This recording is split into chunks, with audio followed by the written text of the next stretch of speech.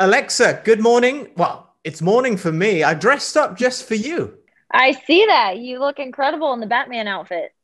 I tried. You know what? I'm going to take this off. But before I do, can I just ask, you're known for your cosplay, Freddy Krueger, Iron Man. Do you have any favorites? And is there anything you might cosplay as in the future? I have definitely have a few ideas of cosplaying in the future. I don't necessarily want to say them just yet because I said before I wanted to do Cruella de Vil gear, and then that fell through, and so then people were like, "Why didn't you do the Cruella de Vil gear?" But that was definitely something I wanted to do. But one of my favorite ones, I'd have to say, I love the Freddy one. I love the Freddy Krueger gear. I loved the Buzz Lightyear outfit because I got to do the laser in the match, which was a lot of fun. And yeah, I just like whatever I can dress up as that's gonna be a good time. That's what I'm down for. You're name dropping some Disney characters there, or at least one in Buzz and Cruella de Vil, as a matter of fact. Let's be honest. How much of Disney is it an addiction to you? Oh my gosh, I love Disney. Disney is my life pretty much. I have so many Disney ears, Disney film strips, Disney mugs, Disney tattoos, Disney pretty much everything, I would say. Does that include all like the Pixar films now? Because like The Incredibles, Yeah. obviously. Oh, 100%. I love the Pixar films. Okay. Yeah, I just watched The Incredibles 2 for the first time, so I'm a bit blown away by it. Oh, it's so good. In terms of pop culture, I mean, you've permeated it. Bowling for Soup have a song about you. The band has more than 2 million views last time I checked. Yeah. How does that feel to have a super popular band write a song about you? Oh, incredible. I grew up watching and listening to Bowling for Soup since I was, oh my gosh, really young, really, really young, before I was even a teenager. And I've always loved Bowling for Soup. I love their music. I love, the band. I love their quirkiness and everything like that. And when I did an interview with 2K at one of the 2K parties before SummerSlam a few years back. And I mentioned that Bowling for Soup was my favorite band.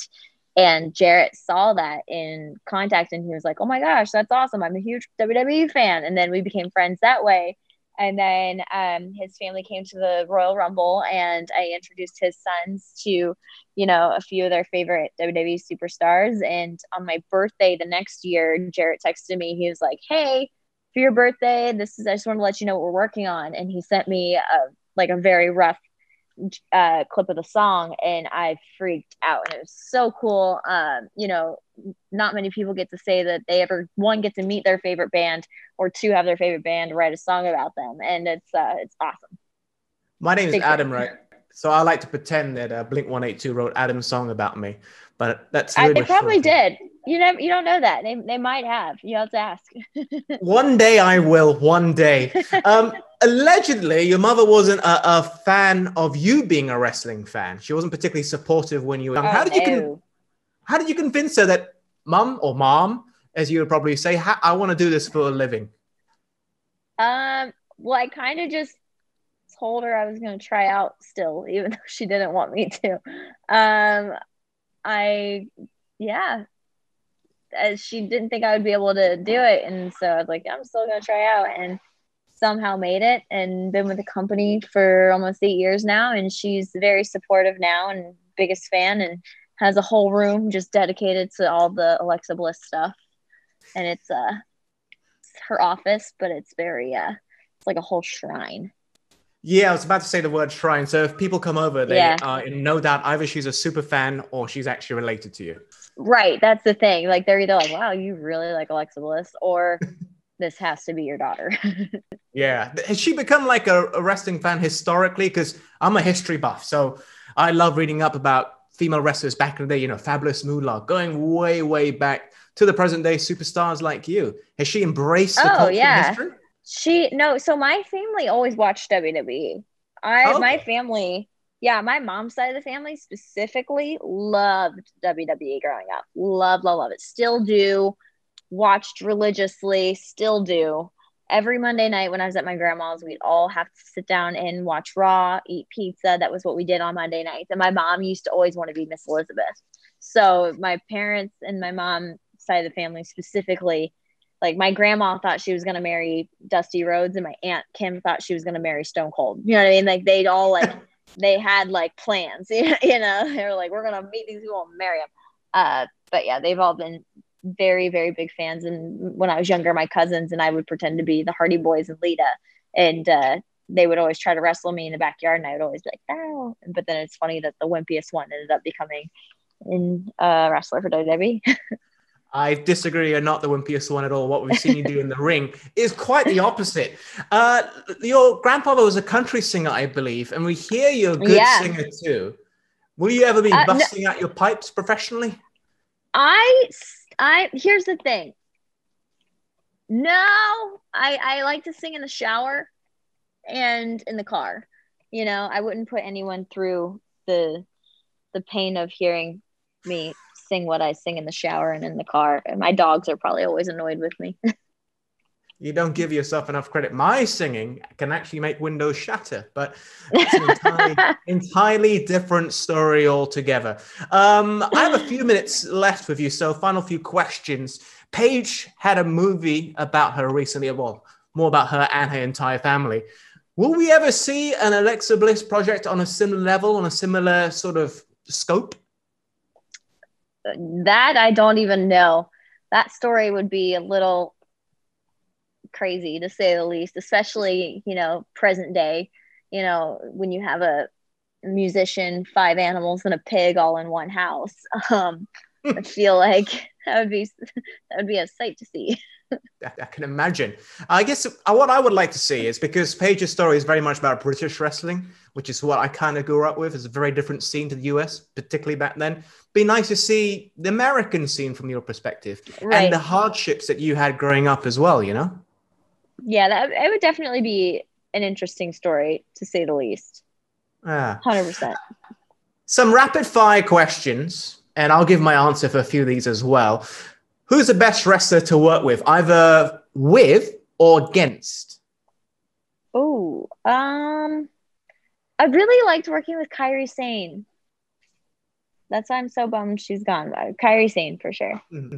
I'll give my answer. John Morrison. Oh, that'd be a good one. Because I had to give him a ride once. He had to hitch a ride with me in Malaysia. That's amazing.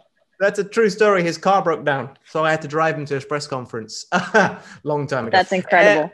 Who is your favorite feud with then? I mean, in terms of storyline, not just in-ring action. My favorite feud was with Nia Jax, leading up to WrestleMania. No doubt. A most memorable fan meet. Has a fan ever just blown you away with how they're dressed or an inspirational story or anything? There was one girl at a Comic-Con that came up and asked me advice on, you know, recovering from an eating disorder. And I think that was one of the things I'll never forget, especially, you know, it's hard enough to tell your story and to anyone. And the only reason I told my story was to help those that were going through the same thing. And the fact that she felt the courage to tell me, one, that she was going through an eating disorder and asked for advice on that. That was something that I would never forget. I was doing a Q&A and at a Comic-Con, and she came up on the stage and asked about that. Yeah. You know, that's probably your greatest achievement. No offense, but the fact that you can inspire others to better themselves, to take care of themselves. 100%. If there's anything that, you know, anyone can do to help inspire people in some way, shape, or form, I'd say that's definitely the most rewarding thing. Yeah. What was it like, thinking back now, winning your first women's championship, when you're holding it up? Because you've done so many things, Elimination Chamber and all that, but holding that up must have been a special feeling. Just imagine this is a belt. Yeah, the Batman. Yeah, it pretty resembles it a little bit. It's very special. Nothing will ever, you know, replace your first title win, especially, you know, coming from not being in the business, not being an indie wrestler. And it was my first year on the roster, and, you know, going through NXT and going through the struggle of NXT and the doubt of NXT and the doubt of if I'll ever get called up and everything like that. And so I feel like when I got my first title win, it was almost like it all paid off. All the doubt, all the all the wanting to give up, all the stress and, you know, frustration that comes along with, you know, wanting to be better and do better, but not quite getting that opportunity. It all paid off for sure. Definitely. And thank you for helping NXT become what it is today. A real breath of fresh air in the wrestling industry. And it's amazing what Triple H and his team have done with the product. And of course, the wrestlers. Oh, yeah. And yeah, they're all super talented. And just over 6 years for you now with WWE. I think you joined 2013, right around May. 2013, yeah. We're now in September. It's been a fantastic ride with you. It's great to see you back to your best as well. Great to see you looking well. Thank you. All right. Just to round things off, things have come full circle for me. I interviewed Ryan Cabrera a long time ago. Oh, did you? Yeah. And Ryan, he interviewed you a long time ago in radio. Yeah. Hello. What city? Malaysia, Kuala Lumpur. It was for Malaysia. Hits. Yeah. He's packing right now. It's all right. I say yeah, hi. That is crazy. That's such a. Oh, he says hello. You're in my earbuds, so he can't hear you. But okay. Right. Oh, he says hello back. Awesome. Thank you once again for taking the time to speak to me, and hopefully I'll get to chat with you again very soon. Yeah, for sure. All the best, Alexa. Bye. Thank you. Bye.